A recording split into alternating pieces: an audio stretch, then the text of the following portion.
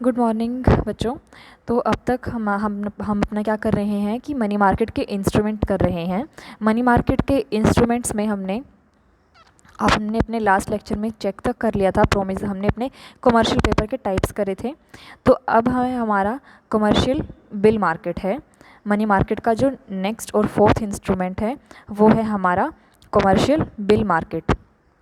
Commercial bill का मतलब क्या होता है, एक तरह से ये बिल ऑफ एक्सचेंज होता है।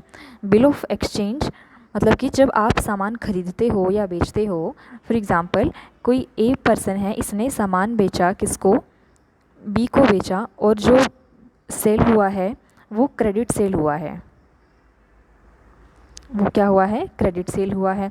देखो, अगर कैश सेल हो जाए तो हमें किसी तरह के बाद की हमें ज़रूरत नहीं पड़ती है, क्योंकि आपका सेटलमेंट साथ के साथ हो गया। लेकिन आपकी अगर क्रेडिट सेल होती है तो आपको अपना कैश लेने के लिए कुछ ना कुछ प्रूफ की ज़रूरत होती है।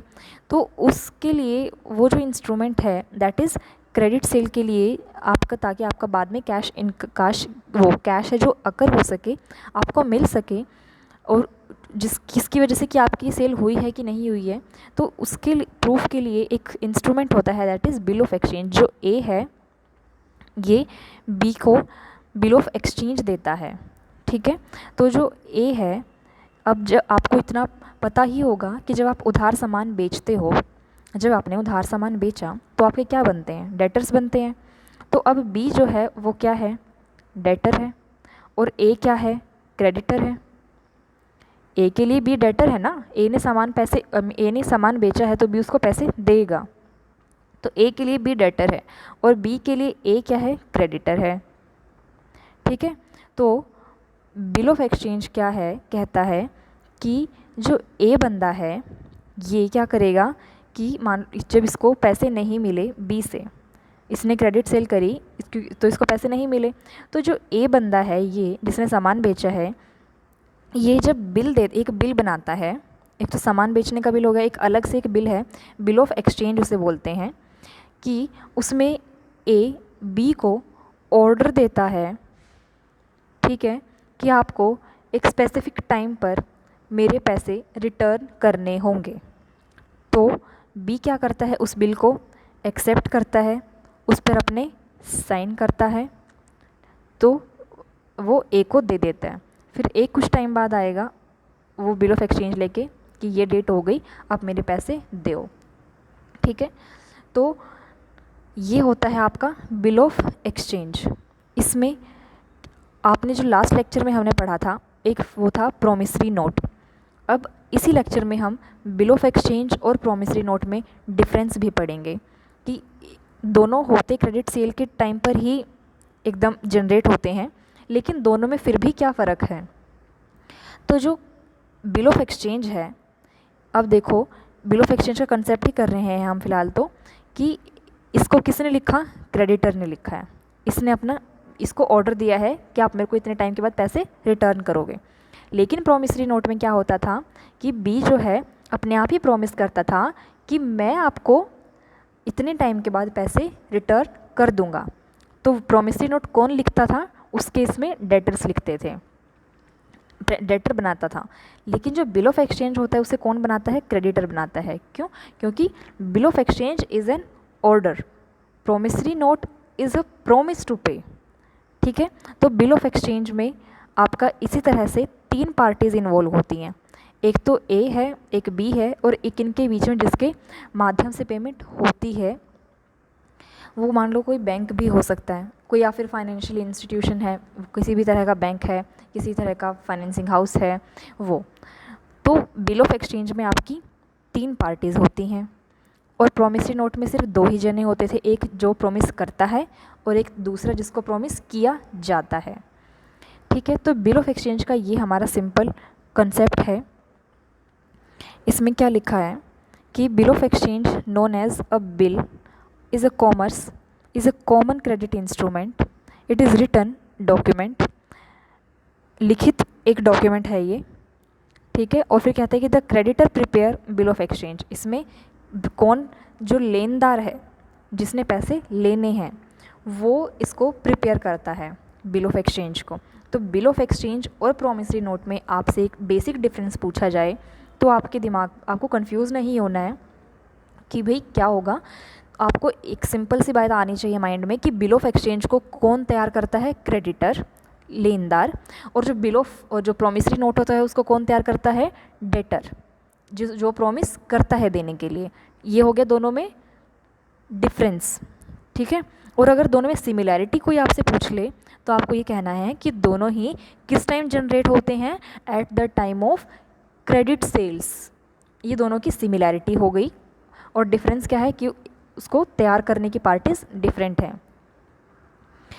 नेक्स्ट पढ़ते हैं कि जो आपका ये नेगोशिएबल इंस्ट्रूमेंट है, इसका एक्ट हमने लास्ट लेक्चर में नेगोशिएबल इंस्ट्रूमेंट एक्ट में देखा था कि हमारे प्रॉमिसरी नोट को कौन कवर करता है।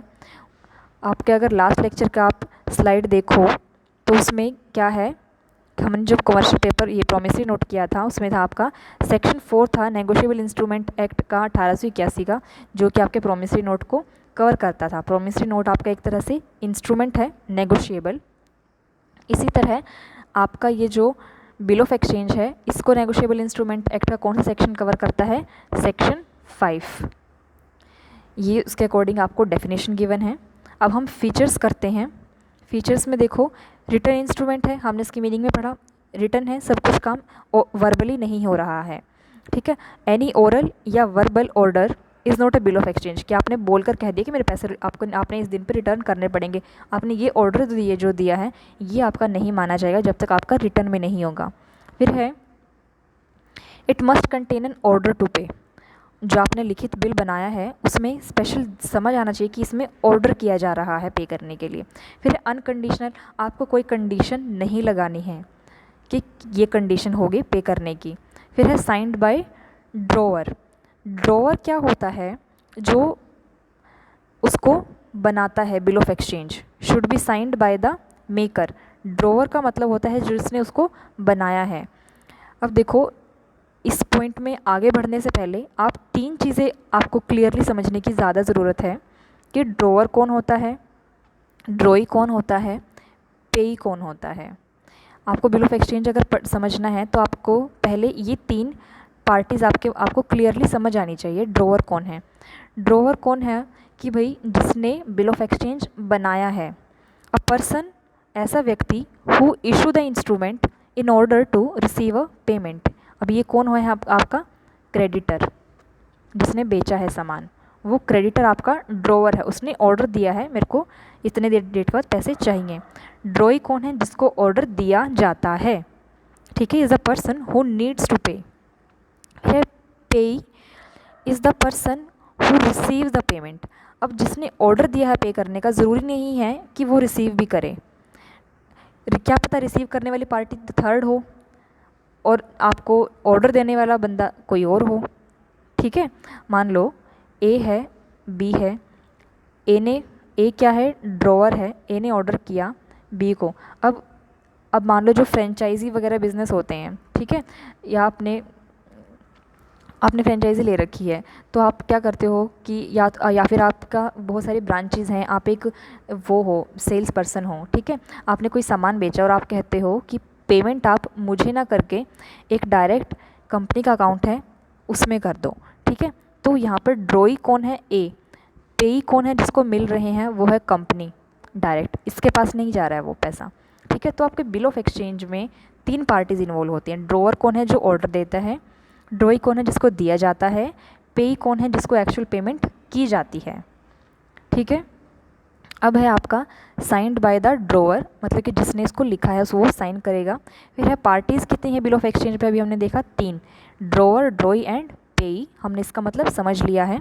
अब ये कहते हैं कि सम टाइम, कभी कभी क्या होता है कि जो ड्रॉवर है एंड पेई, इसका मतलब जिसने ऑर्डर दिया और जिसको पेमेंट करनी है, may be the same person, वो दोनों सेम भी हो सकते हैं और वे दोनों डिफरेंट भी हो सकते हैं। फिर है next, sum payable must be certain, मतलब कि कुछ ना कुछ अमाउंट ज़रूर होना चाहिए। फिर है payment must be in money, money में ही पेमेंट होगी, किसी तरह की काइंड में पेमेंट नहीं वो एक्सेप्ट करेगा।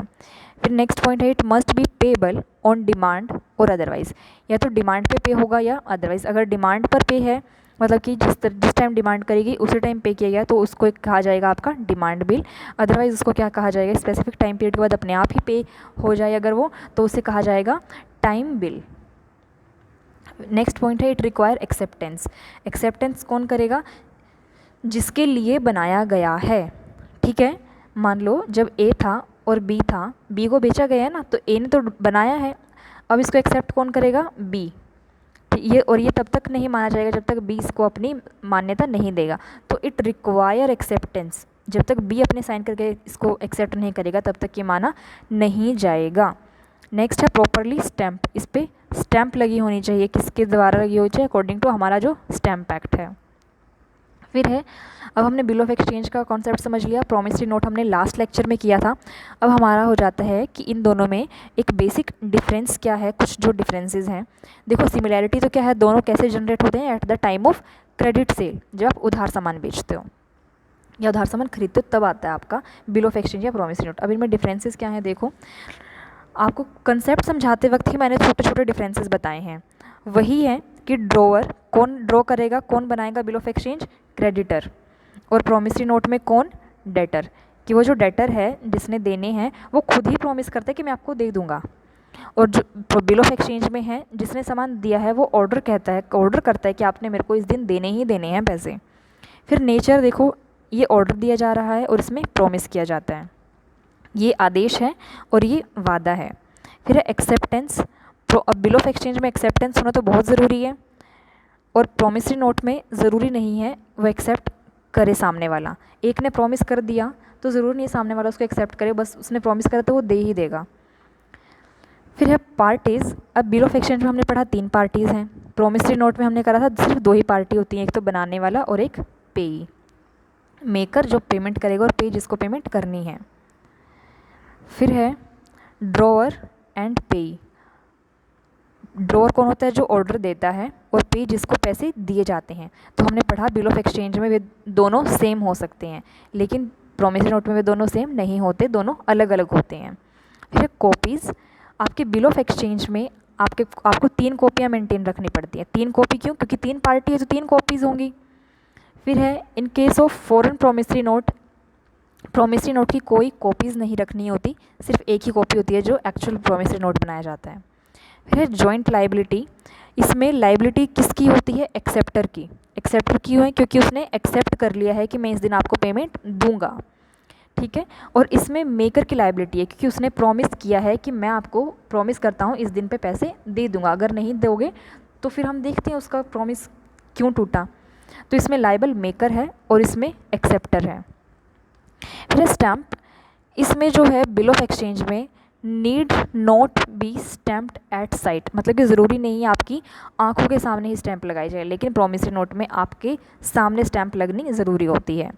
फिर है नोटिस ऑफ डिसऑनर, डिसऑनर का नोटिस, डिसऑनर क्या होता है कि आपने बैंक में आपका बिल डाला, चेक दिया और उसमें पैसे नहीं हैं, तो वो क्या हो गया, आपका डिसऑनर हो गया, या आपने गलत भर रखा था कुछ भी तो आपका वो डिसऑनर हो जाता है। तो डिसऑनर, अब इसमें 3 पार्टी है, बीच में बैंक भी आ जाता है, 3 पार्टीज़ हैं इसमें। तो नोटिस ऑफ डिसऑनर अगर हुआ है तो must be given by the holder to the drawer, इसमें नोटिस ज़रूर दिया जाना चाहिए, लेकिन इसमें नोटिस देने की कोई ज़रूरत नहीं है। फिर है ड्राइंग इन सेट्स, इसको आप अलग अलग सेट में ड्रॉ करते हो और इसको आप एक ही सेट बनाते हो। फिर है नोटिंग, नोटिंग का मतलब होता है कि अगर डिसऑनर हो जाए, किसी तरह का ऐसा डिस्टर्बेंस क्रिएट हो जाए, तो आपको उस चीज़ को नोट करना पड़ेगा कि अगर ऐसा हुआ है तो मुझे आगे किसी को बताना है, अपने सुपीरियर को या जिस पार्टी से वो रिलेटेड ट्रांजैक्शन है, तो इसमें नोटिंग ज़रूरी हो जाती है, इसमें नोटिंग की कोई ज़रूरत नहीं होती है। फिर है नेक्स्ट पेबल टू बियरर, यहाँ पर इसका कहने का मतलब है कि ये पेबल टू बियरर है, हो सकता है, क्यों, क्योंकि इसमें जो ड्रॉअर है और जो पे है वे दोनों सेम हैं, तो बियरर को ही पे हम कर पेबल हो जाता है ये कई बार, इट कैन बी मेड, ठीक है। और ये तो अलग ही होते हैं, इसमें बियरर अलग है, पे अलग है। फिर है लाइबिलिटी, लाइबिलिटी क्या है, the liability of the drawer is secondary, drawer की सेकेंडरी लाइबिलिटी है, तो प्राइमरी लाइबिलिटी किसकी है, एक्सेप्टर की। अभी हमने ऊपर एक पॉइंट पढ़ा था ना जॉइंट लाइबिलिटी में, यहाँ पर लायबिलिटी किसकी आती है, एक्सेप्टर की।